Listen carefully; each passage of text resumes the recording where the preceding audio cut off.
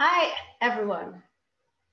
Today I invited Kelvin for this particular interview, and I'm very happy. It's quite interesting because for me, Kelvin is overseas as well, and I'm in the Netherlands. Kelvin is in the United States of America, and even um, though we have this long physical distance, you see that you can still connect with each other, and yeah, you can really put beautiful things out there either way. And that is what I'm quite happy about. Um, what I want to put some light on in this episode is Kelvin and I met each other via internet as well, via a group about vegans, a community, and then I, I think I reacted on a post of yours, and then your response was of that kind that I really thought, well, oh, this is really great. Let's connect with each other and see and explore, yeah, what we have in common in this and what we can perhaps put out there and do together and reach people as well. And so then we got to know each other with a meeting, an online meeting with my partner as well. And then we thought, yeah, let's see what can come out of this, right?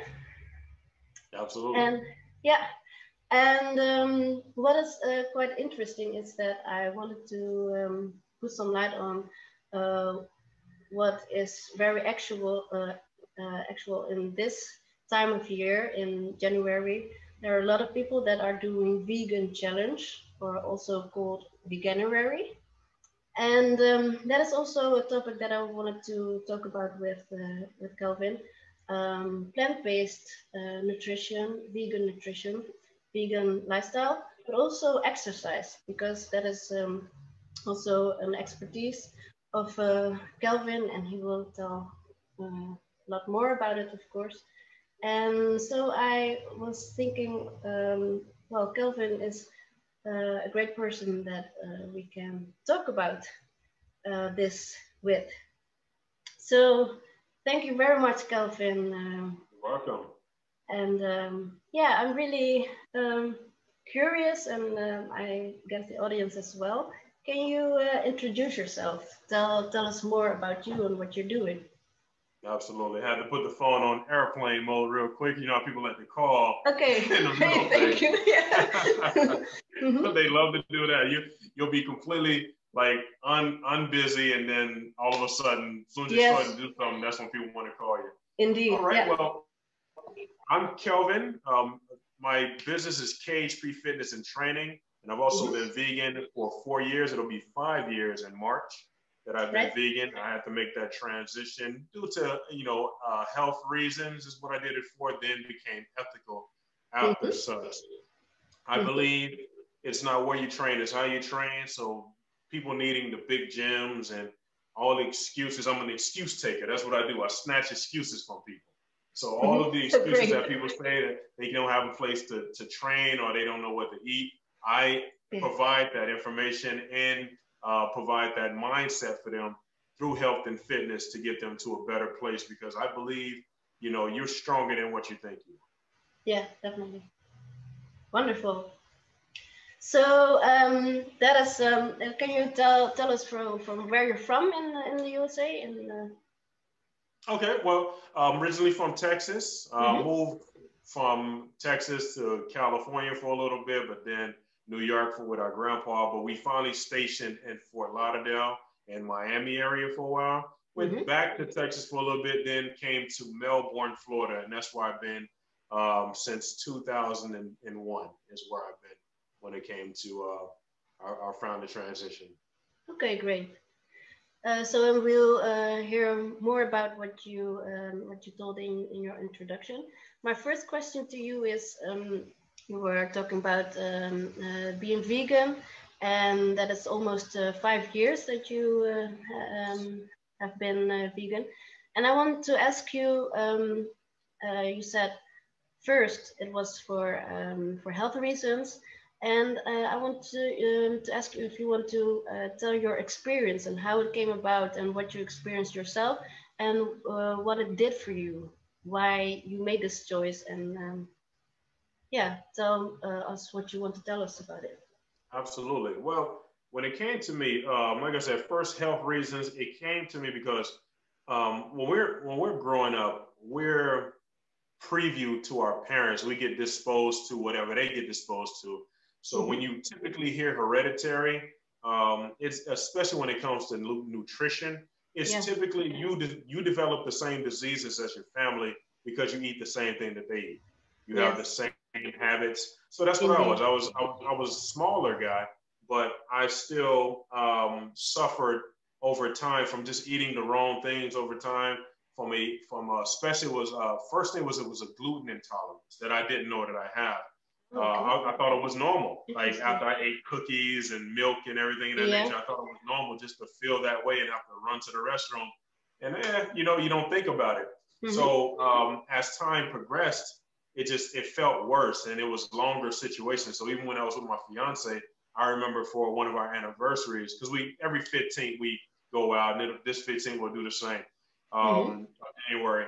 So I was out with her and we were at Buffalo Wild Wings, and I noticed that like before that I was unable to make a movement. Like I was like completely I was in the restroom for like 30, 40 minutes, couldn't make a movement and just feeling like garbage. And when I went out with her, it was so bad that when I had a plate of wings in front of me, I didn't even want to touch them because I was just so full and just feeling all crazy inside. And I was like super close to like going to see a gastrointestinal doctor because of everything. So I was researching, you know, the plant-based and vegan nutrition and everything 6 months before because I like to do my research. And I ran into YouTubers like Vegan Games and John Venus and a couple of different ones. And once I looked into the nutrition and they had a lot of good stuff to say, and I tried it out. You know, I tried it out for a little bit, and I was like, I think I can do this. But for me, I need to supplement everything that I have. I need to find a vegan version of everything I had before I could transition. Indeed. It was actually pretty easy for me because I'm so structured.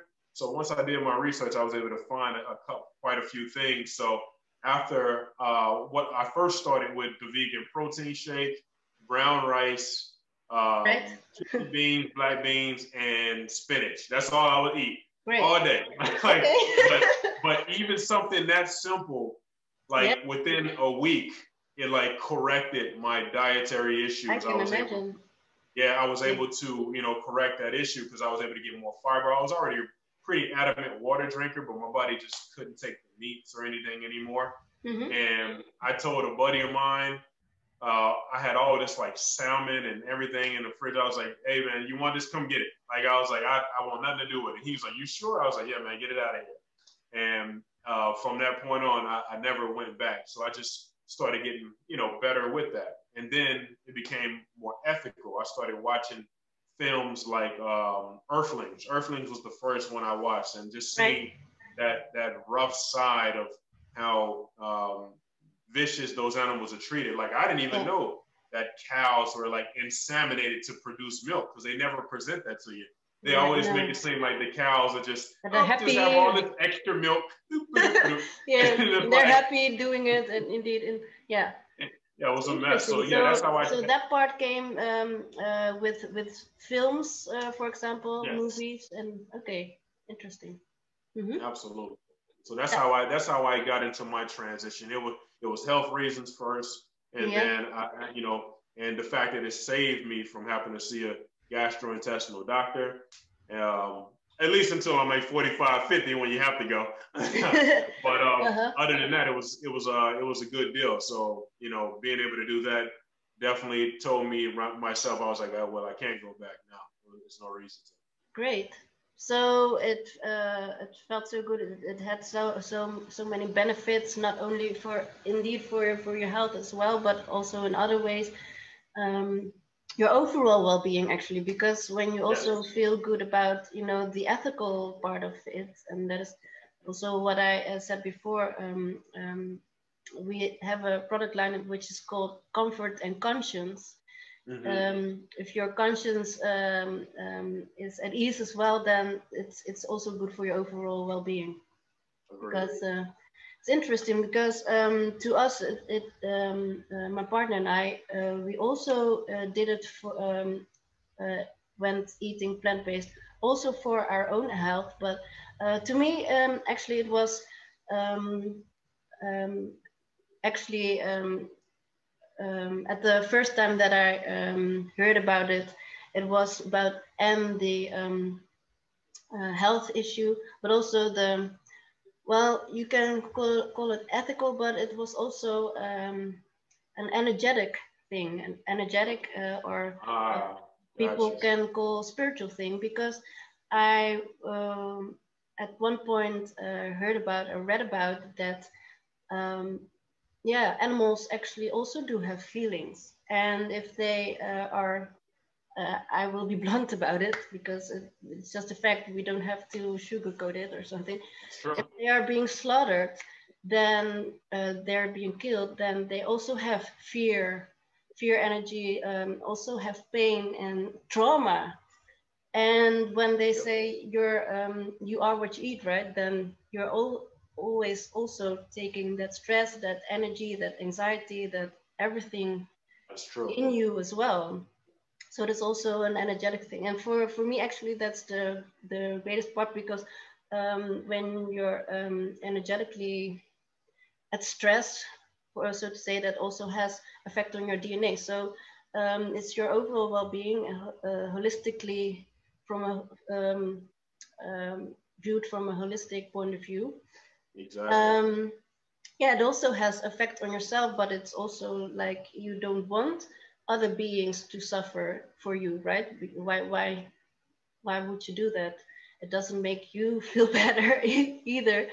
Right. And so to me, it was a combination of all, but it's very important indeed, for people to know that it's also beneficial for their health and well-being in many ways, and that it's not only because of, yeah, we care about animals Yeah, you're right. and And or the environment, because there's also about yeah, sustainability for a lot of I people. wanted to elaborate on that too. So one of the things that I noticed too was the energy byproduct of it too. Mm-hmm. So I used to, like you say, you fall into a lot of things. I was really, and I never was like a bodybuilder. People consider me a bodybuilder now, but Mm-hmm. like I do resistance training as a part of look, and I know what the benefit of having a good amount of muscle, lean muscle on you, especially. Yeah. So I would do things like eating like 6, 7 eggs in the morning, but then Right. even egg whites, like even then, like after I would have to like take a nap after, and I was like, something's wrong here. That I wake up from a full night's sleep, eat some Same. food, and then have to go right back to sleep for an hour before I can get my workout in. It was crazy. So I was Interesting. like, Yeah. something had to be wrong there, what I'm saying? But you don't notice these things because that's just typical to you. Everything seems normal until you know better. Uh-oh. Mm-hmm. Crazy. My alarms always reminding me to stay on track. Okay. I put a Great. voice recording to myself to remind me. But Yeah. yeah, that was a big thing too. So I did notice as I progressed on, not only from the constipation things of this nature, but my energy levels Mm-hmm. were dropping. And indeed, there was a couple of things I just didn't feel like doing, because of Interesting. that. So that makes a lot of sense what you're Yeah. saying too. Energetic. You ingest it and you get the stress, you get all of the anxiety, everything that they went through. Indeed. And I noticed I have been a lot calmer too. Just by product. This is all anecdotal, but it's just something I experienced and with Yeah. clients. So it's anecdotal at first until I started hearing my clients say the same thing. Like I always ask people when they transition over to vegan, how do you feel? And they be like, man, like the energy levels are crazy. Like, Indeed. big Wonderful. thing. And that is the thing about it, right? Because it's most of the time it's in hindsight. So people say, well, what could it do for me? I'm feeling great. I'm feeling wonderful, right? So what would it yeah, what would it add to my life? And I have a lot of energy. I'm feeling great, and but it's something that you really have to experience yourself. It's True. you can't just yeah. It's something that you learn in hindsight, actually, most of the time. That's very true, and I think enough people don't give it enough time. You know, we expect this like quick, like everybody wants this quick response. Yes. Because you know, and I blame things like social media. Everything is like at a glance. Everything is quick. Boom, boom, boom. Like quick. What do they call it? Instant gratification. Yeah, indeed. So the bad thing about instant gratification is that if it doesn't happen quickly, nobody pays attention to it. Indeed. But you allow yourself. I tell people, even when it comes to training with me, if you can't give me 6 months to a year, you're not serious about your training. So if you're not serious, you're not going to get results in 2 months when it's going to take me literally 2 months to restructure your brain from the regular thinking that you were doing. Yes. So, and then the workout on your physical awareness as well. It's an entire product, you know. It's a combination. It's a package, you know, that you have to. Definitely, yeah. Yep. Okay, thank you. Yeah, I already asked that when it started and what it did for you. So, why could it be beneficial for others to adopt a vegan lifestyle, or at least eat plant-based? We already said something about it, but I'm sure that you can tell more about it because you're also working with people and supporting them in that. So. Absolutely. So, you know, I believe, not just I believe, that it's a fact. If you can either, like, some people will say like, oh, it's more expensive, things of this nature, but they don't know the base products like rice and beans and the staples that will actually support you are not expensive at all in comparison, you know? So I tell them, you're either going to, even if such, you're either going to pay a little bit more upfront, or you're going to pay for more medications on the back. Yes, indeed. So that's a benefit in itself, is being able to be in a situation where you're not paying for medications in your 40s and 50 years old on things like, you know, diabetes and insulin shots that you could have avoided, you know. And another thing I would say is, you know, like you said, you get the benefits of the energy and such, but you get to also show, like if you have children, you get to show them a better way, while, you know, not almost, you know, like hypocritical, and you're almost a hypocrite in a way to be talking about health and fitness or having animals, because that disconnect, and then you have like dogs and cats, but you're eating chickens and, you know, cows and everything, when they feel the same, and they're essentially smarter, as the studies show too. So that's another benefit too, is like you can basically practice what you preach. If you really love animals, you can't slap a steak on your plate. This is a topic that people really have to be conscious about, because as I said, we have spoken before, and I thought that you told it quite wonderfully, is that people aren't aware, aren't conscious about actually the duality that is implanted in people that they aren't aware of, because it is created somewhere. It is not that people do always do want to discriminate, actually, because that's what they're doing. That's what and say that, okay, this animal is my favorite and I want to pet it and hug it, etc., and take good care of it. And the other one, well, okay, I say I take good care of it, but at the end I will kill it. And then, you know, it's not that people do it, at least most of us, I guess, don't do it on purpose or with that intent. And you were telling something about that I thought you did quite wonderfully. So can you tell us about that? About how? Absolutely. There's a huge it's a huge disconnect. That's what I like to call it. Indeed. It's because, you know, like, a lot of people don't even, like you said, they're not even aware they're doing it, like, because you don't connect the two, that all of these are animals at the end of the day. You just see that, you know, maybe a pig isn't as cute as a cat, or as cute as a dog or something of that nature, because you've never been, you know, you never been shown that. But you see, if you see on any like vegan channels or anything you come across, like, these animals are pretty smart. Pigs and stuff, they play fetch. Definitely. It's everything. So especially in America, like, one of the biggest disconnects is that we're extremely judgmental of people, and I've noticed that. Yeah. We will sit there and see a Chinese holiday, and they're cooking dogs live, and cats and stuff, and drowning like octopus in boiling water, and they'll say, "Oh, those animals, that's those horrible barbarians." But then we'll go and cook a steak, and it's like you guys have no clue. Like, it's like, have you seen a slaughterhouse video? And they're like, "Oh, I can't watch that stuff." So it's like, like, it's just a huge disconnect that happens. Yeah. Like, we just like subconsciously discriminate without even knowing. I think that's the biggest thing when it comes to it, because a lot of people aren't trying to do it on purpose. There aren't too many people that you know that will go to a cow and smash it in the head to cook it. They don't have the stomach for it. Indeed. What I really, really, really want to emphasize, also for the audience that is listening, watching this, I really want to emphasize that, yes, it can be quite a process if you are feeling like, okay, this doesn't feel good to me either, and I don't have the intention to harm other beings, but I do like meat, and I do like the taste of it. I do like the structure, or I really need it. Or you even say, I don't need it, but it's, you know, so hard to me, or or perhaps you even want to, you don't want to feel the.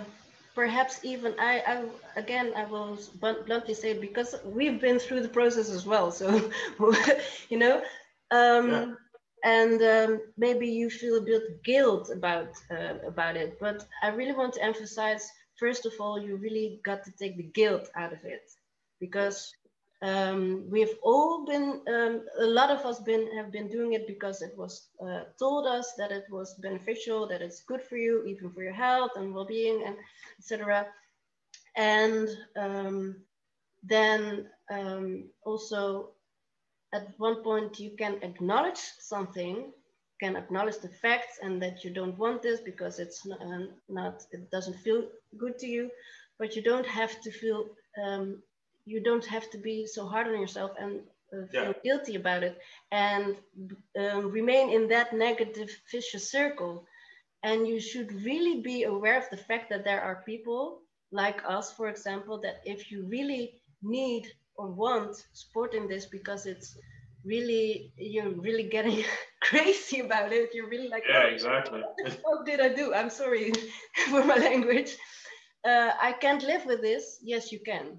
We can also help you through this process, and I really want to emphasize that, because there's not really too much how to say it, attention for that part. I is my experience. That's true. Yeah, I would say this too, just to add on to your point.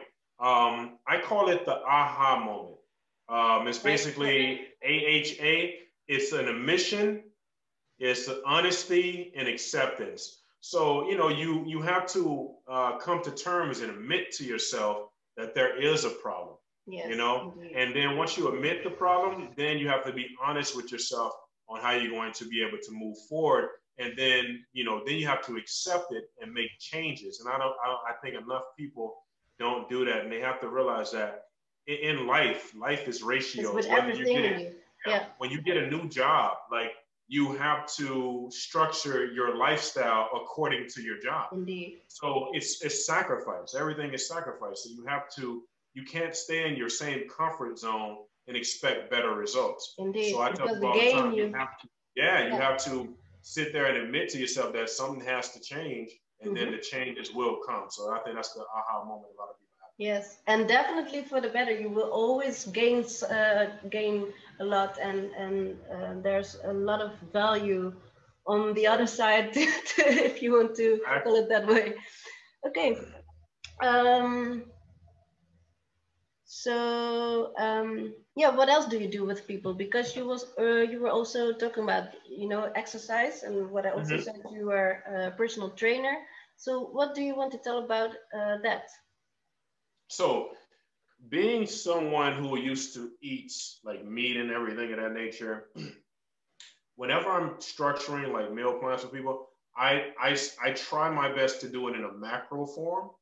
So I do proteins, fats, and carbs just to focus more on the nutrition side. But what I try to do is that, especially if they're big time meat eaters, I try to give them substitutes. Like, you know, I'll tell them like, hey, there's this, or there's Beyond Meat, or you can up your lentils and your kidney beans, things of that nature to, you know, because a lot of people have difficulty with that, right? Yeah. Absolutely, absolutely. So I tell people all the time, like, you can get a lot more protein from just drinking like a shake than you could having to process a steak, you know? So at the end of the day, even if they haven't transitioned over or anything, I'm not so biased to a point where I haven't been there, you know? And I think that's what happened. I think some people, when they've been vegan for as long as we have, we kind of get into a mindset of, oh, that's just gross to me. I'm not associated with anybody who's not vegan.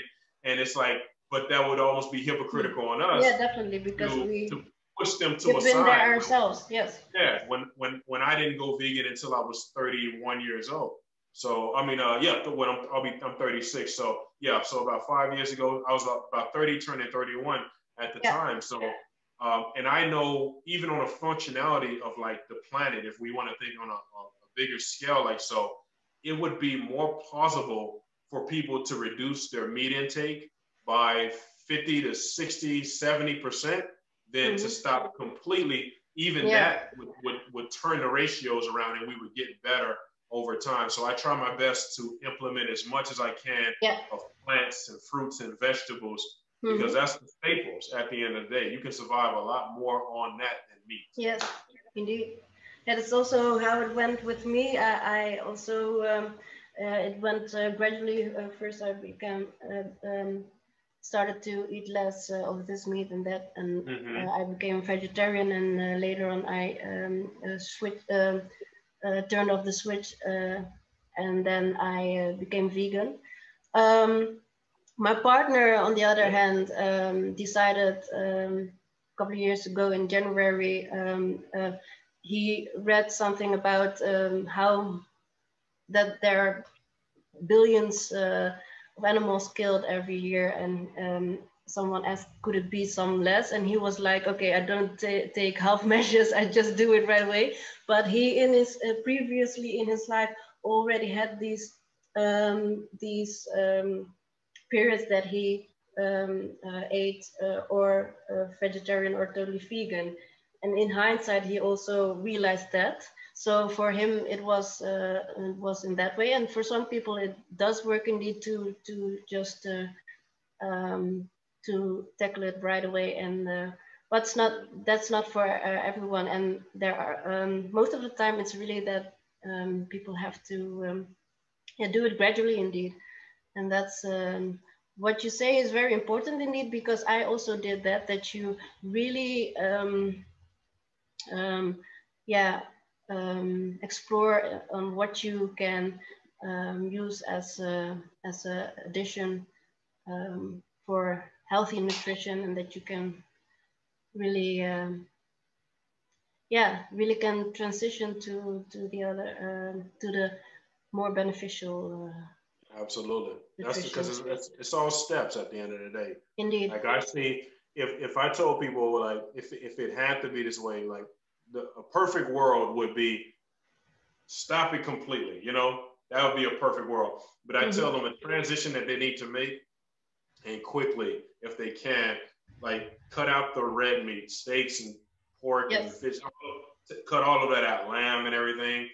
Transition, if you need to transition down, then maybe indulge in a little chicken and fish. But while you're doing this, up your plants, because that'll fill you as you're going. Because people don't realize that it's low calorie, but it's denser. So you're going to satisfy yourself a lot quicker. Then you won't have to indulge in so much Indeed. of the other side. Then, you know, go pescatarian, but still up your plants, get rid of the eggs, things of this nature, and then transition over to vegetarian. Because I know a lot of people, especially my clients, like that I've heard, like vegan milk is very, that's the hardest thing to get rid of, you know. And then once you're able to get a grasp cheese, on that, and find, for example, is really it is addictive. Like scientifically, it's addictive to the brain. Yeah. So it's very hard to transition off of. But once they do that, then they can transition completely vegan by finding, you know, cheese supplements, and, you know, like cashew, walnuts, peanuts, all of that. You can make that and supplement it in, and that'll be a good way to transition. So that's a good way to wean yourself off of it. And indeed, why again it's a process that goes gradually is because there's also a lot of conditioning, right, that has to be undone. Yeah, definitely. Great, thank you. So do you want to tell more about the exercise as well? A little bit about what it does for people and your health and well-being? Absolutely. Why do you do this work? I'm a big component of, if you don't use it, you lose it. You know, as we age, especially, you know, muscle in the body tends to atrophy if it's not being used. And the first thing that usually goes, especially in older people, is their legs. Their legs are usually the first to go. And the reason why is because they stop activating them. They stop activating their hips. They start getting up less. They start watching more TV. They start sitting down more. Right. And of course, that's given with slowing down. You're not as active as you once were. Aches and pains. These things happen. But when you're able to do things, something as simple as a quick, you know, 30, 40-minute exercise, you know, that'll in stretching, things of that nature, keeping up your activity levels. As long as you can keep that up, the better you can do. So I tell people, that's the difference between the 65-year-old you see rocking back and forth in the rocking chair and the one that's going up the street with the kids, is because some people just let their legs go. And you can get it back by strengthening your glutes. So I'm a big component of like resistance training, especially like band training, because as you get older, it's less taxing on the joints, and it just keeps the body moving. And we all know how important muscle is, because definitely, as I said before, the more lean muscle you have on your body, the less fat you're going to generate over time, because you know, as you gain more fat on your body, you're more prone to more chronic diseases over time. So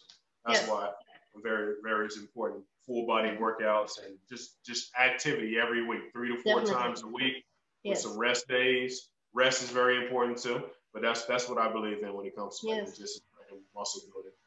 Thank you. Great.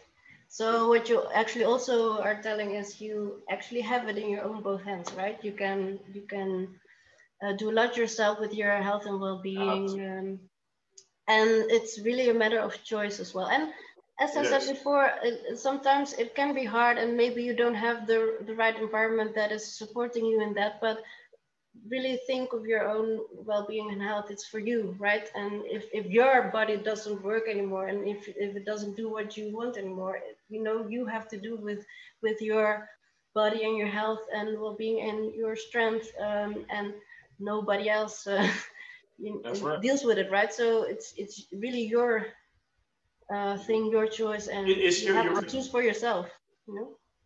It's your journey for sure, because I used to be a big component of working out with people. And it's good. It's good at first. There's a motivation tactic, but motivation is fleeting. So while your motivation sways, their motivation will too. I think some people forget we're not robotic. We have our up and down days. Even me as a trainer, I'm not always like, oh, let's go, guys. It's like some days I'm going to have bad days too, you know, where I'll give you the structure, but I'm not just so into it. Because I deal through the day, I deal with business, I got a family at home. Like, things come up, you know. Maybe I didn't sleep as good the night before because I had things on my mind. So I tell people it's your journey. So if a friend, like if you have a time to meet up at the gym, it's better to say, hey, let's meet here and get our workout in together, and then you go anyway. Because if something happens and they have like the kids or something comes up, now you're bummed out. Now you don't want to go because you waited for them. It's better for you to go and realize that it's your journey and they can come into your journey. Indeed. But don't do yourself a disservice and depend completely on this person, on your health and fitness. Indeed. I'm totally all about that as well. Yes, thank you. Absolutely. So is there something else you want to share with the audience? Do you have a specific message to the people, or is there something else you want to share? Absolutely. Consistency, guys. Take it one day at a time. You have to, because people tend to think success and progress goes up here. It's like a plane with turbulence. It's up and down. You're gonna have ups and downs when it comes to it, because there's no perfect people. There's no perfection. So you need to take it one day at a time. Like people, I have this saying, and I got it from a show I watched back in the day. It says, if you put one foot too far in the past and one too far in the future, you poop on the present. So you have to take every day as it comes and plan every day. Like put something in your journal and just tell yourself you're going to do this. Try to complete at least 1 to 3 tasks a day. That way you can get yourself into a habit to making better choices, and then you'll probably complete more. Maybe you complete less, but at the end of the day, if you get one thing done, that's the way to go. So it's all about consistency over time. Like I didn't get the way I am and look, and with clients, that didn't come overnight, guys. This is a 5-year process for me being vegan. It's a 13-year process for me for when it comes to honing it and training and getting to a point where I felt confident enough to put my message out there for people. So one day at a time, guys. Great, thank you. And that is indeed what, in the end, when you take these steps and what you said, perhaps also write it down. I also write a lot down, and then at one point you don't even have to remind yourself about it, because it's so natural that you just do it because it's part of your life, right? But if you at first have to transition or have to take on these other habits to make it natural for you, then please do that. And what I thought is very beautiful as well. And you said that you gained the confidence to share with people, but there are also people that really have to anyway gain some confidence within themselves, and that will also help to do it step by step. Indeed, no judgment, and indeed write something little steps down, and then you can celebrate that you have gained your you reached your goal, etc. And then more and more it becomes just like that, you know. Absolutely. And, because when it comes to the health and fitness side, it's like my motto, what I say, my saying is, I help people build their confidence through health and fitness, because a lot of when you look good and you feel good, a lot of times that can bring confidence, even in the first forefront of it, that can bring some confidence to you. So with that, it gets to help you branch off and get more confidence on other things. Like, well, I was able to accomplish that and get myself together, clean up my place before, because, you know, there's a whole thing.